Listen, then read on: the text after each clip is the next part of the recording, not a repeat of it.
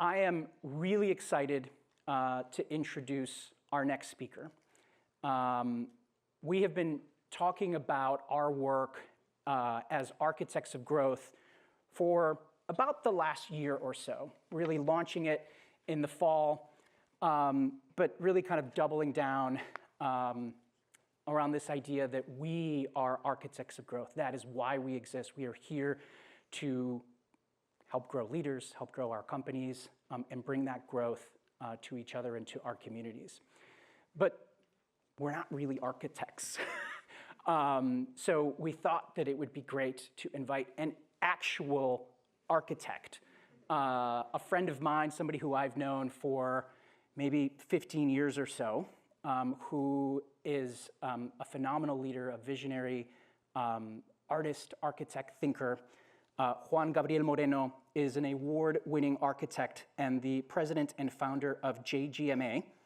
He was born in Bogota, Colombia, and he studied architecture at California State Polytechnic University in Pomona.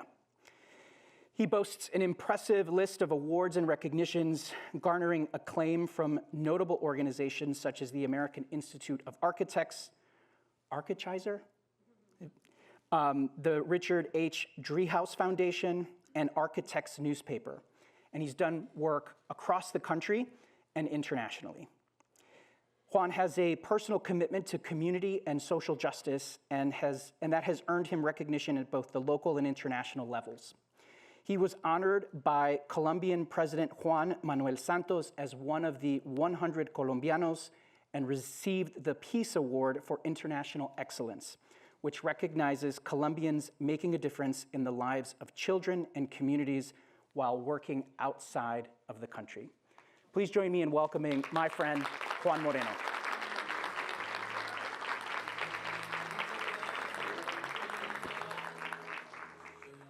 Juan, welcome. Good morning. Good morning. Super excited to have you, and thank you for accepting my invitation to be here. Are you kidding? What an honor. I would love to start with you telling us a little bit about yourself and your journey from Colombia to the US to, renowned architect. Yeah, thanks again, and thank you for being here to listen to me. I always like to say I'm this great example of the immigrant story, but more importantly, I'm a product of my mom's courage, right, to bring us to the United States. That has had a lasting impact on me to this day.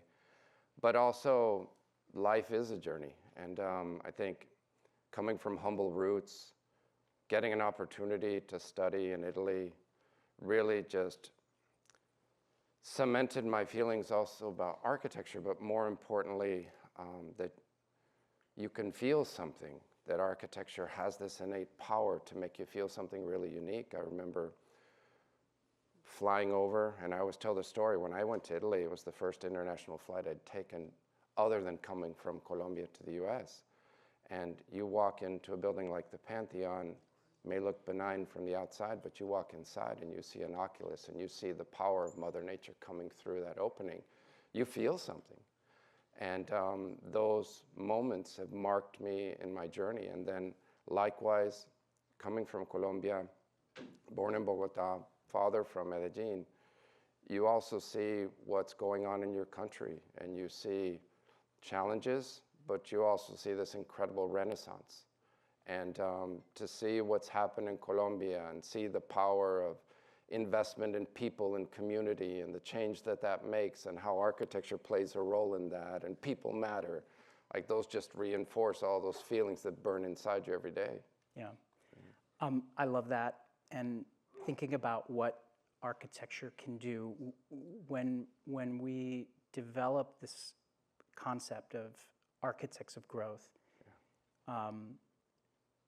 we did it as part of a process of identifying who we truly are as an organization, as leaders.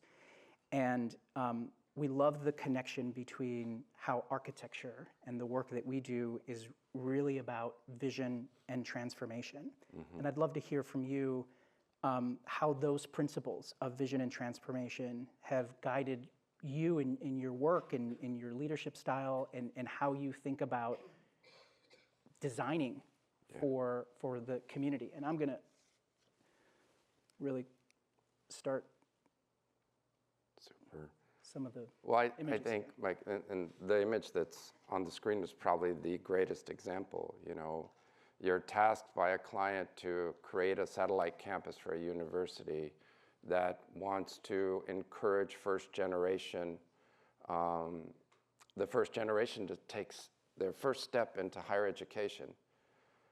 That's a lot of pressure as well, but knowing that architecture has that potential to encourage, and the idea that a building, a place can make people feel good about being there, that a community, and this sits right on the main freeway that leads you from the airport in Chicago to downtown, and you know, knowing that 500,000 people go by this in the morning and on the way out, that you can show people that there's good going on, and then you can also make people that are inside it feel good and encourage them. So those kind of tangible transformations just reinforce the way we approach architecture, right?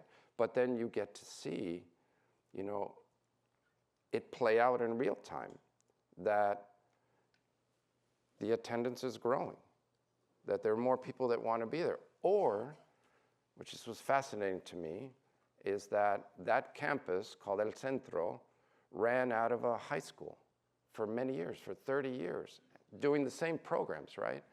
But faculty at the main campus never wanted to go teach there. And yet you can build a building like El Centro, now all of a sudden they're fighting to go teach there.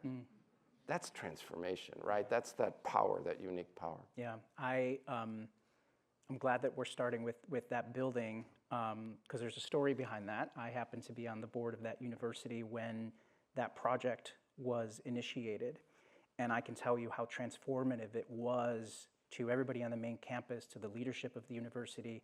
It was something that the university was proud of, that leadership was proud of, that they wanted to show off, that people wanted to go. But I just remember the level of thought that went into that, right? Like every component of that building. And next time you're in Chicago and you're driving into the city, just pay attention. You'll be stuck in traffic. But it's on your left side as you're coming in. And those big, beautiful blue and golden fins are really an eye catcher. I want to talk about a little bit more about this idea of architecture as a catalyst for change. In this case, it was education, and some of these other photos depict some of your work. But your work often transforms underserved communities. And I'd love to see how you see architecture as a tool for social equity and inclusion. I devote a lot of my energy to these communities because architecture is for everybody, right? And to either create a health center like you saw, or a school, or a library, or a wellness center, architecture is meant to be as democratic as you could be. It's meant for everyone. And the idea that, you know, you can go into these communities and most of them have never met an architect. It shocks me, but it's true. It's because there's been a lack of development, right? And to be able to go in and, let's say, like a wellness center, or the Esperanza that you saw on the screen, and you can create something that energizes and galvanizes a neighborhood. It's powerful. In the case of that Esperanza, in terms of equity, it also encourages so many people, and did in that case, to want to study medicine at a time when we need medical professionals. Again, that is a way of creating social impact. That is not why we started out, but you see it play out in real time. It's incredibly powerful. But I think I also talk about, I had the opportunity to go to a conference, an architecture conference, where Michelle Obama spoke. And the subject of Chicago and violence came up. And she made it really succinct, and it always stayed with me. It was, if we could just have people feel like we care about them. And I think if you were to ask me succinctly, that's what I try to do with architecture. Like, I care about you. I want you to feel like we cared about you when we crafted this. I love that. And I'd love to drill down a little bit more on that. If you can talk about one of your projects and how you feel that that has had such a transformation in people. Yeah, how timely with this Uno Elementary School. So it's a K-8 school, you know, for the folks also interested in data, disinvested community. When I presented this the first time, I was criticized heavily. Doesn't look like a school. Doesn't look like a Chicago school. I would always respond with, thank you. Like, that was the goal. It's like, you didn't know it, but that was the greatest compliment you can give me. But we were tasked by this client. It's like, Juan, we have a problem in this community. The students just don't want to go to school. The parents, working class families, it's about getting the kids to work and provide. And we need the attendance rates to go up. We need to engage them. And this school has been around 14 years now. And the attendance rates, this is not, I'm not talking architecture, this is data. Attendance rates have been at 99 and 98% for 14 years. Wow. So, and again, this is like the potential, right? The potential of what's possible when you make people feel good. Interesting, ironically, in the humility of these neighborhoods, I can remember some of the kids going the first time like, really, this is for us? I'm like, damn right it is, you deserve it. Mm-hmm. You absolutely deserve it. I also like that there's this residual effect or ripple effect that this has caused architects in Chicago to think differently about their schools. It's no longer about imprisonment because too long they look like fortresses. And I'm not sacrificing safety in any of this work. It's saying that these buildings need to feel like a part of the community and they need to inspire. They don't need to incarcerate. That has always been something that's very, very passionate about. And it's caused architects in Chicago to rethink the way they do architecture in schools. And I said, good, thank you. I love that. I want to go to another example that I know is in the slide because it gets at the same topic and it connects to technology and specifically a city college that is focused on technology and the trades and different things. It is called Daly College. It's called correct? Daly College, yeah. I imagine that we'll get to it, but talk to us a little bit about that project.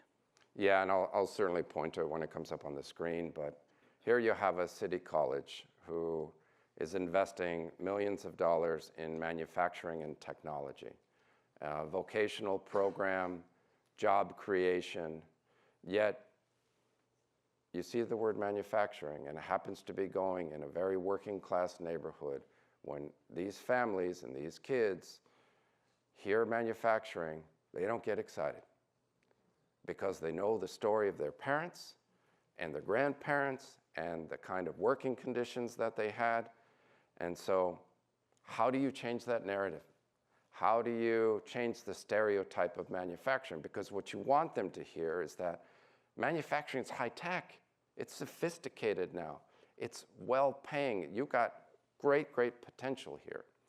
Well, as an architect, when you look at a building like that and you have these spaces of technology, the first thing we did was, you know what? That's got to go right on the street. Whether you are going to this school or not, the most traversed street, let's put it there and celebrate everything that it is, open it up so that you can see that daylight can play a role in these spaces, that it's not the dark, dingy conditions that they've always heard of. and then spark curiosity. You may go by the first time, may not digest it. You may go by again, and then all of a sudden, wow, what's going on there? Through curiosity comes questions.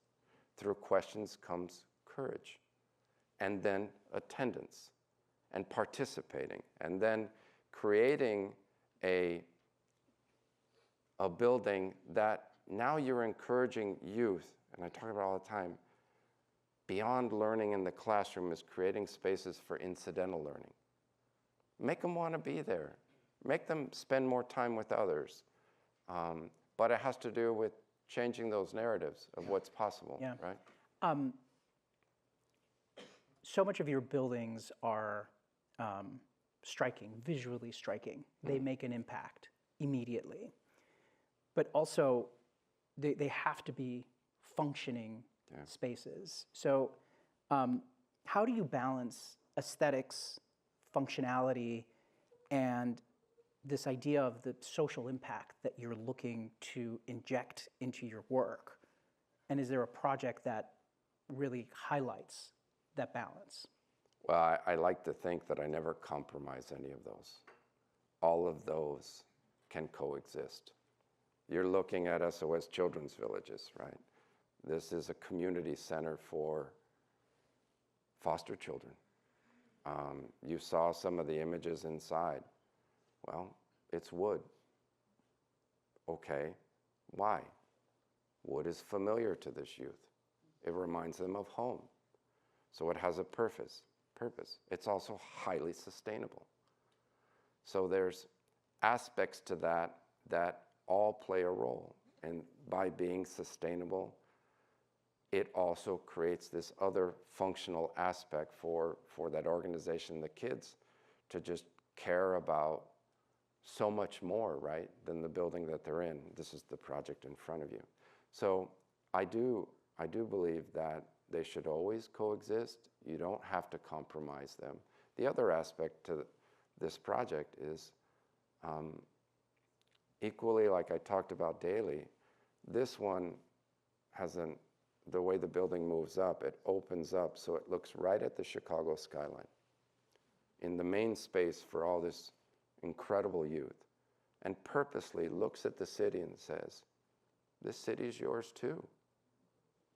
But don't think about going into those buildings to clean them.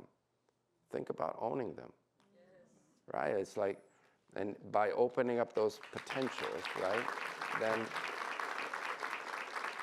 so much is possible. I want to shift the conversation a little bit to talk about technology. And the way that technology is reshaping both architecture and leadership, what we do here. How has technology changed the way you design and collaborate or lead? So the way I look at it is it's another powerful tool. It's not a singular answer, right? And, you know, I've been doing this long enough where when I was in school and when I first started working, everything was drawn manually. And now all of a sudden people started talking about CAD, right?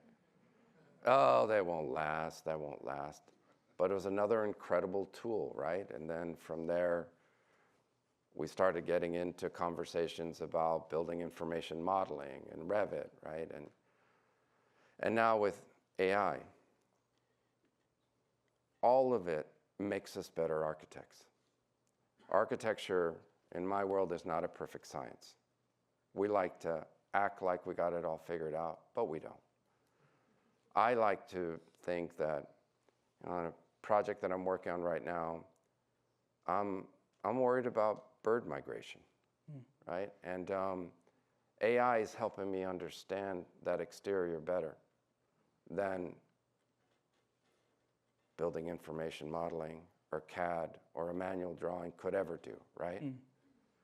But at the same time, I'm working on that project, discussing it with the client. I have this incredible architect in my office who's as much of an artist as he is an architect. And I can be talking about an idea and I can be sketching something and he turns it into art with his hand. So I've got both extremes, but all work. right? And all convey a message. And I think they're all important, yeah.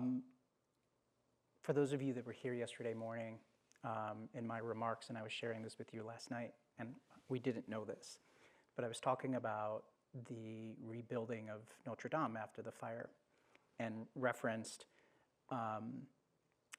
some researchers, some art historians that years earlier had done a digital LiDAR scan of the church that became the blueprint for the reconstruction. And I didn't know this. Having dinner with Juan last night, he says, well, you know, I just bought a church. And I live in a church. And tell us what you recently did in that church. Tell us a little bit about the history of your home. Oh, gosh.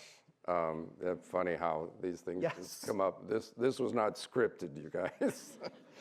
So I moved to Chicago 25, 26 years ago, like trying to find my way. Stumbled upon a neighborhood in this 1880s church that had a space for rent in the basement. And I walked in and I fell in love with it, and I lived there for 12 years. It was also the space, I failed to mention this last night, that I started my firm.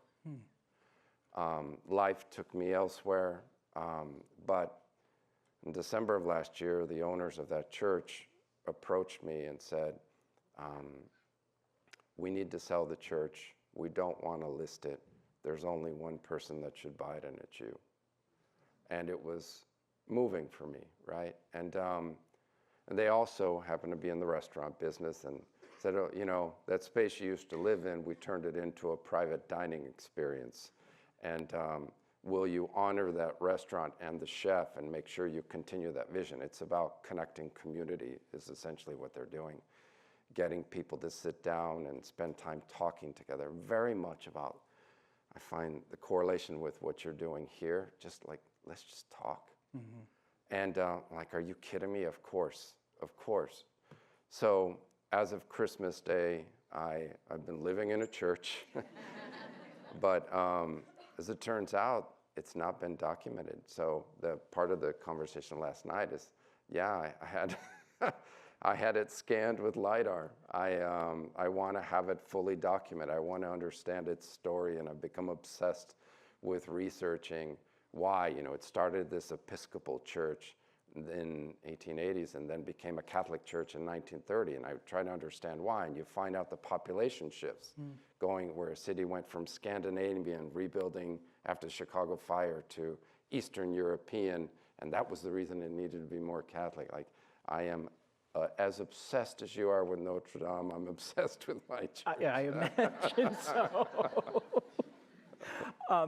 Talking about that, talking about, you know, the understanding the history and the data around whether it's population shifts, building, I'd love to hear from you what role data plays in your design process and thinking about the correlations, right? Like, people here, we work in technology, data is sort of the motor oil of AI and everything that we do. Yeah. But how do you think about data? How do you use data? And what do you see as that intersection? It's huge. For me, so one, I shared the story about the school and the data of attendance, but you know, when you do work that can be deemed provocative, that can be deemed different, there's a lot of naysayers, right? And I recognize architecture as an art form, right? You can look at it and go, I like it or I don't. I get that. But data's the equalizer, right? And so on El Centro, for example, one of the first things we did, because we wanted to put the building on the freeway so everybody sees the good that's going on. That meant designing a different type of school layout. And I share this always, like, we can close our eyes and picture what school was like. You know, you walk down this corridor, there are lockers on both sides, and those have the doors to the classrooms. We've seen it done a million times. Well, what happens if you don't have that corridor in the center and you push the classrooms together and you put the corridor around the outside? What? What? Well, data shows if I do that, that corridor is now my sound buffer from the freeway so that the learning experience is better. So we hired an acoustician. We studied what that meant. What's the tolerance of sound in a corridor versus the classroom, but also the geometry. The building shape isn't art for art's sake. It's actually folded at the base because the sound coming from the vehicles hits the wall and goes into the earth. So I may say it looks cool, right? But I can talk about the data that shows, and the numbers show why that functions, why that mass is solid at its base, and why it sends the sound into the earth. And now all of a sudden it's not subjective, right? And data becomes my power, right? And my power source to share with everyone why it needs to be this way. Or even in the fins, right? All right, that's another layer on the building. That's more money, right? But you know what? Those are angled in such a way that in the coldest months of Chicago, when the sun's at its lowest azimuth, the sun still comes in. But during the summer, it doesn't. So I've reduced the energy consumption on the building, saved them money long term. It's the data that supports it, right? There might be the architectural storytelling, but the data can't be argued. Yeah. I love that. And here is the building that we were talking about earlier. No, I'm not going to get to it. Yeah. Thinking about designing the future now of leadership. As an architect, you obviously design physical spaces. Yeah. But as we talk to a room of technology leaders, There's the building. what advice would you give to leaders trying to design innovative organizations, working to lead global technology teams? Best advice I can give is be a leader, don't be a boss. I hate being a boss because as soon as that title is placed on me, people react differently, and I don't like that. I want to be a colleague. When I need to sit in front of somebody that's not a colleague, a potential client, or whatever, I'm happy to say I'm president and founder, right? But in terms of real leadership, I want to be a leader. Like I mean it. I don't like being a boss. I love giving voice to everybody. So I will sit in a room, we will have idea sharing, and it may be related to architecture, right? But I make sure that everybody that's at the table says what's on their mind. I don't care if you're an intern or if you've been around a really long time. Because my argument has always been, if you have an idea that's in there and you never give it life, you never give it a chance, that's painful. And we can't afford to do that. Because I love the innocence of ideas from somebody that's an intern. And it might be far-fetched, but that's okay. And then you can have those that have been around a really long time that have practicality.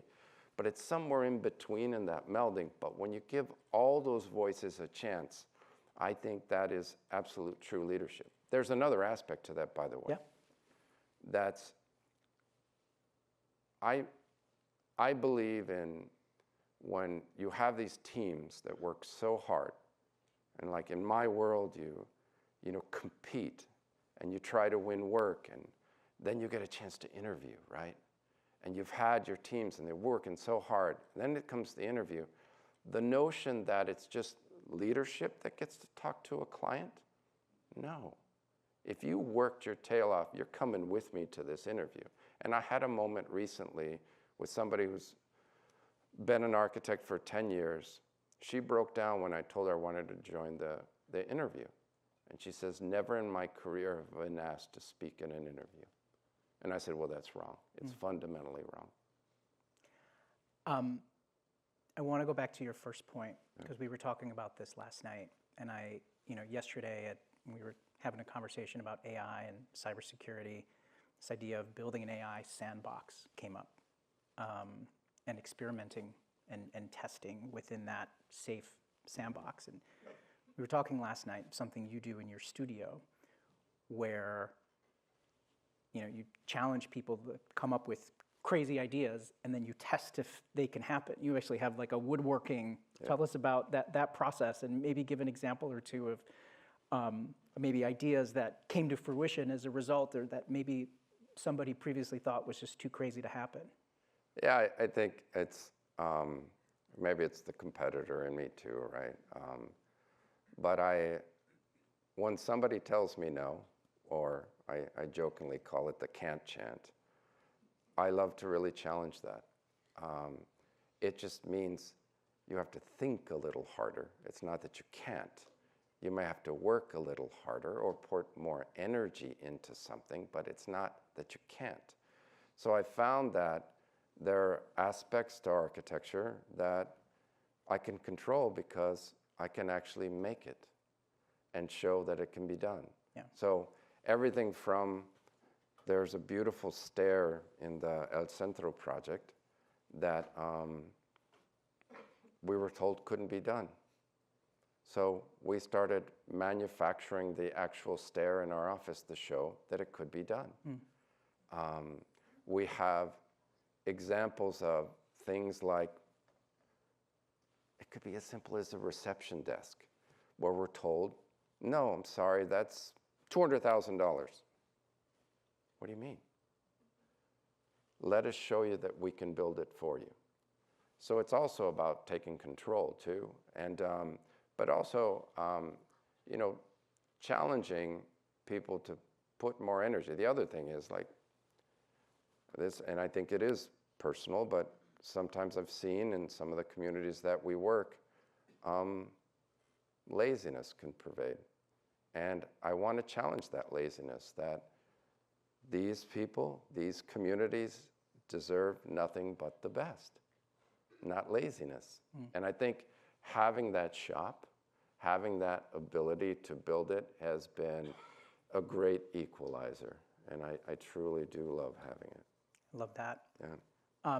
We're going to open it up for questions from the audience. And so if you have questions, we have 2 microphones. But before we go to our first question, I asked Marcelo for permission to do this. I'm going to ask you to go through a little process exercise here. Okay. And I'm going to ask you to close your eyes. All right. Marcelo is one of our board members. Okay. And this, I asked for his permission. So I want you to close your eyes. All right. And I want you to think 20 years from now, 2045. And I want you to think about this community, high tech, the leaders, the individual leaders that are in this room that are part of this community. And from a legacy standpoint, walk me through what this community would look like as a physical structure.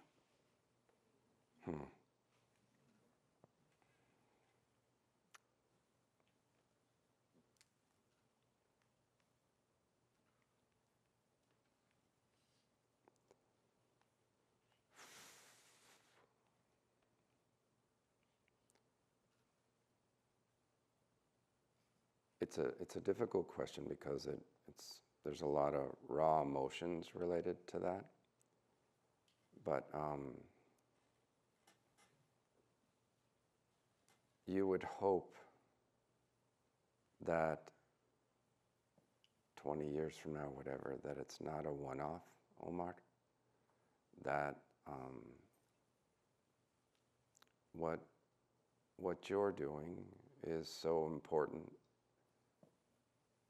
in so many different areas, that it's not singular, that it can touch so many people in so many different places because there's such an incredible need, that my hope for what it would be is being tangible for so many, where high tech would never have to say who they are, that its presence in so many different areas would speak for itself. I think that would be the greatest gift for you guys.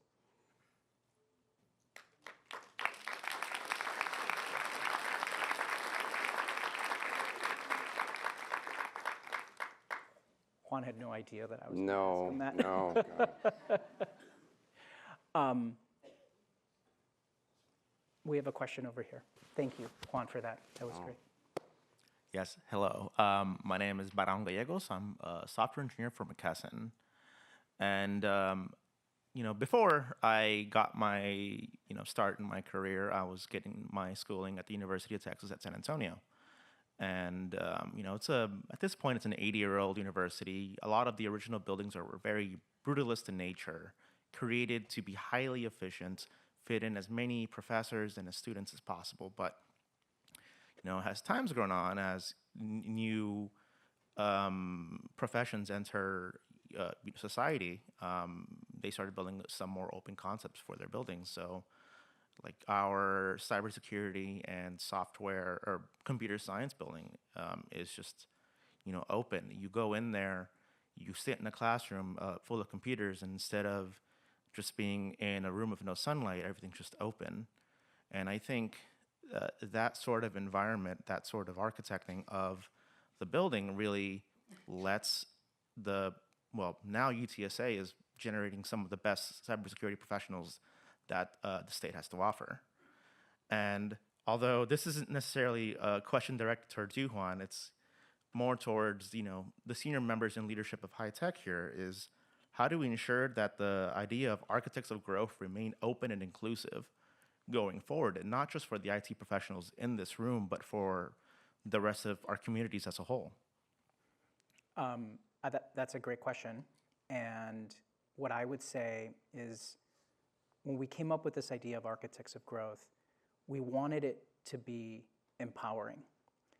And that means that everybody in this room is an architect of growth. It is what you do with that concept of how you are driving that growth wherever you are, in your company, in your community, in how you serve others. Having that growth mentality and driving that. Like, we want to empower every single person in our community to have that paradigm shift, that mentality shift, where it's you. It's every single person in this room and in this community. And we, as an organization, create the platform and tell the story. But it's really about what everybody as an individual does to drive that growth, to become an architect of growth. Thank you. Thanks. Question over here. Hi. Oop, is it on? Sorry, I'm short. Hi, my name is Lauri. I'm a digital forensics and incident response consultant with Unit 42 of Palo Alto, but I was born in the Dominican Republic. And something that I love, not just about DR, but also Latin America in general, is that we incorporate a lot of color into our architecture. And I noticed, Juan, that your buildings, even though they're here in the US, which tends to favor more uniform buildings, your buildings always incorporated color. So I'm wondering two things. One, was that you? Did you make those decisions? And if so, how do you see the connection between color and the human experience with architecture? And then Omar, for you as president of High Tech, how do you see us as Latina in tech and cyber? How do we bring color with us, even if we're working outside of our native countries? So thank you. This is like one of my favorite questions that I'm asked, but one that just a few years ago I never really considered, but it caused me to reflect. And what I've shared with everybody is the idea of color is so common in our cultures. Like, we don't even think about it. Even in Mexico, if you conjure up images of Dia de los Muertos, it's all about color, right? But what I like to say is that I think it's more about celebration of life.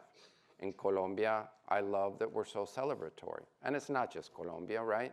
And I think there's a lot to celebrate in communities. And I think color plays a natural role in that. But I think memory is important. And making sure that people aren't forgotten. And so that plays a huge role. Now, I can take it down to the level of like the El Centro, where you saw blue on one side and yellow on the other side, right? Conceptually, it was the idea as people were coming inbound on the freeway, they would only see the building as blue. But on the way home, they would only see it in yellow. And I wanted to stay in people's consciousness all day long so they don't forget about those first generation students. In the end, it's a brand for the building. It's their school colors, right? But sincerely, it was also about trying to make sure these wonderful students were never forgotten. Yeah. And for high tech, it's part of our pillars, right? Authenticity, community, engagement, and impact. We need to be authentically who we are, always. And if that means, if that means bringing our background and our perspective, our culture, that's part of being human. And too often, we see that as a hindrance rather than a strength. It is a strength. It makes you a stronger leader. It makes you more empathetic. It allows you to connect with and understand a problem better, to be a better leader of diverse teams. And we can't lose sight of that either. We have to be authentic to who we truly are. Thank you. And this is a place where we can do that. Good morning, everyone. And by the way, Juan Gabriel, I'm impressed. And wow, the buildings are amazing. And you are such a great representation for the Latino community and for Colombians. So Gracias. thank you. Thank you. And also,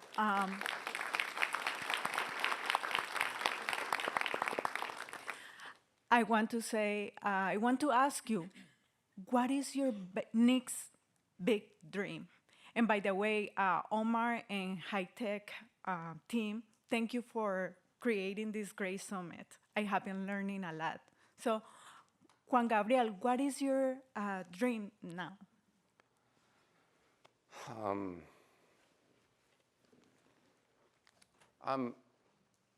I think I'm living it, right? Like I'm incredibly blessed, right? I know there's a lot of work to be done. Don't get me wrong, I'm not satisfied. I'm never going to rest on my laurels, but I'll give you an example. I'm working on my first high-rise ever. My life's goal is not to do a high-rise, don't get me wrong. But it's in Chicago. It's an office building. It's wonderful to hear people talk about office buildings again. So that's one aspect. But I'm also grateful because this client is entrusting us to do this building knowing I've never done a tower before. But it's just showing what's needed in business is opening those doors. And what does that do? So now all of a sudden I don't have to try to fight to say I can do a sophisticated building, right? And so it helps me change the narrative of someone like my heritage or others that just let talent burst through the door. Give that a chance. And so that matters a lot to me in terms of what I'm hopeful for in the future. But I am truly grateful to have like the opportunities that I'm having and the chance to have impact. But again, I just know there's just so much more to be done. There truly is, but I love hearing your words because also I know I have to do my part to pay it forward, to show what is possible, right? That one very first words for me today about my mom's courage, right? I had the courage to start a firm. I'm hoping I can encourage others to do the same, to listen to that voice inside and see what's possible. Yes, a lot of sacrifice, a lot of hard work, but man, I'm just an example of what's possible, right? When you listen to that voice. Thank you. My pleasure. Gracias. Hi, everyone. Hi, Juan. morning. My name is Joel Reese. I am a business program manager at Microsoft. And just like yourself, I always love giving back to my community. I'm originally from Atlanta. So how I do that is I formerly worked at LinkedIn.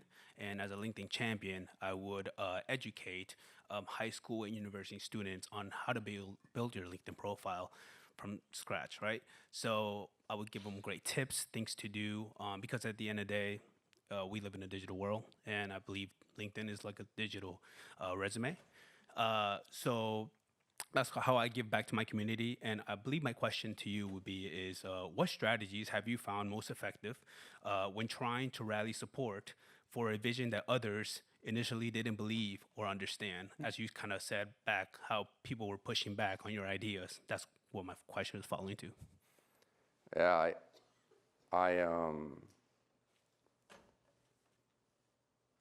I think conviction is fundamentally important, right? To have that inner belief and like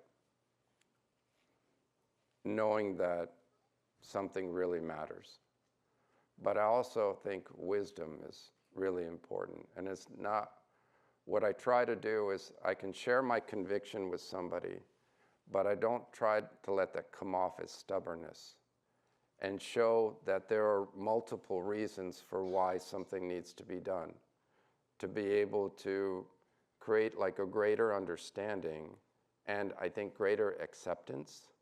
So that's also part of what I talk about a lot, is that unfortunately, this kind of architect can get a stereotype as being very arrogant.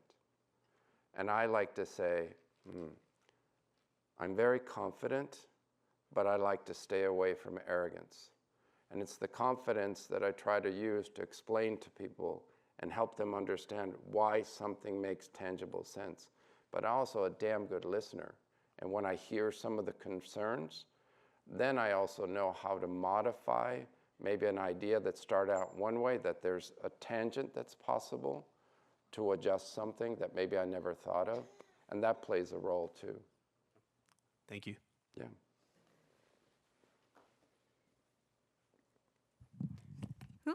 Hello, everyone. I'm Tatiana Carbajal. Thank you so much for sharing your presentation today and your conversation. I really appreciated it, especially as a Chicago native. My grandparents live 10 minutes from El Centro, so I see that building very frequently. But one of the things that you touched on was how the students don't always see architects, and sometimes you're the first architect they meet. And I'm curious to dive into that a little bit more, as many of us chose careers that maybe we didn't know somebody who was in the career that we went into. So what was your journey like to pursue architecture? Did you know other architects, and how did you always keep that dream? Oh, so damn good.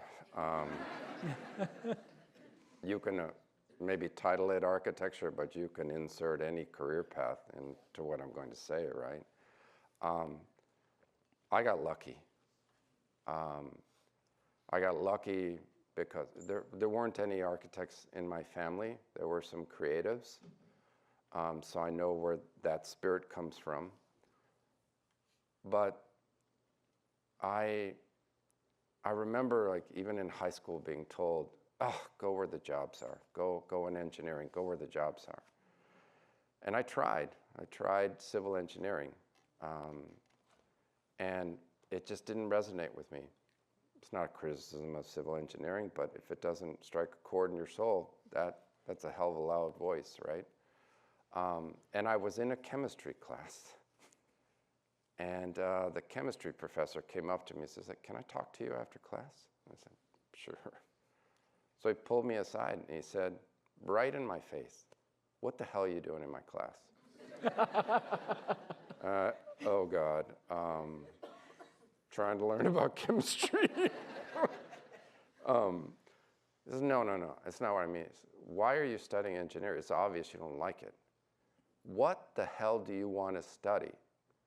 And I said, actually, I've always been really intrigued by architecture. I don't really know entirely what it is, but I'm curious. But I know my GPA is not good enough. So he says, so are you going to make excuses, or do you want to learn? I said, I would love to learn. He actually took me physically and took me to the College of Architecture on the campus and introduced me to the faculty. That opened this door to me, which ironically meant that I had to leave the university and go to a community college because that was my path to getting back into the university, right? Okay, we've all had our journeys, but we all have those people in our lives, you know, that make a difference, and I will remember him forever. I love that. Thank you. We're just about out of time, but I want to share one last thing. Every time I come to New York and land in the new LaGuardia, I think about you. Number one, it's beautiful, especially compared to the old LaGuardia. Although I could get from TSA to my gate so much faster before. But you're part of the design team for a new terminal in Chicago at O'Hare, which, based on every drawing that I've seen, will be absolutely spectacular. So just to close, talk to us a little bit about that project that hopefully all of you will get to experience at some point in the near future. We're working on 2 new concourses, and what's incredible for me is that it touches so many aspects of my life, right? My personal life, because it also includes the immigrant experience and how you can impact people coming to Chicago for the first time from anywhere in the world, that you can make them feel good about landing in our city in an airport and welcome. Like, I have that power right now in that project to do that, right? And like, that is the epitome of like everything that I'm about. And you know, we're about a year away from starting construction, but it's one of the projects, even coming back to an earlier question about, you know, things I'm hopeful for down the road. I cannot wait to see that one finished. Well, thank you. Thank you. For being with us today. You make our community proud. Thank you for your work. Thank you. Hermana. Thank you. Hermana. Gracias. Thank you. Gracias.